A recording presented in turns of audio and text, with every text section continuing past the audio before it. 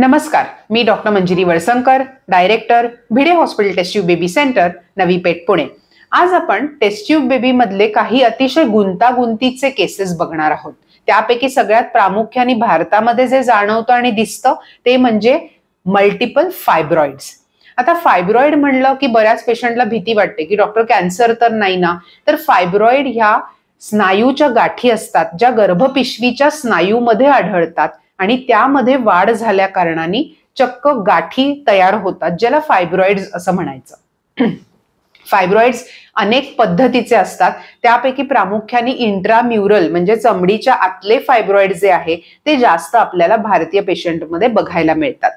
त्याच्या व्यतिरिक्त गर्भपिशवीच्या वरच्या भागातले म्हणजे सबसिरस किंवा अत्यंत आतल्या भागातले म्हणजे गर्भपटलावर असणारे, ज्याला सबम्युकस म्हणतो, असे देखील 10 ते 20% पेशंटमध्ये आपल्याला फायब्रॉइड बघायला मिळतात.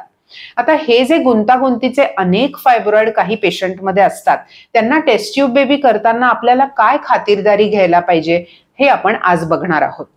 फायब्रॉइड जर 4.5 सेंटीमीटर पेक्षा मोठा असेल आणि तो कुठेही असेल तर तो काढला पाहिजे.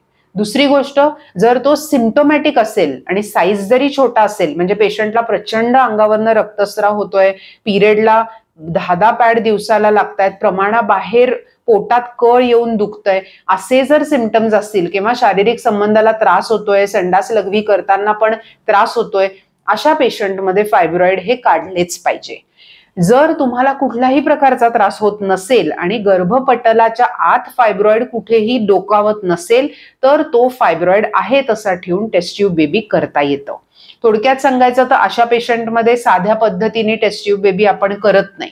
सर्वप्रथम आपण बाळ बनवून घेतो.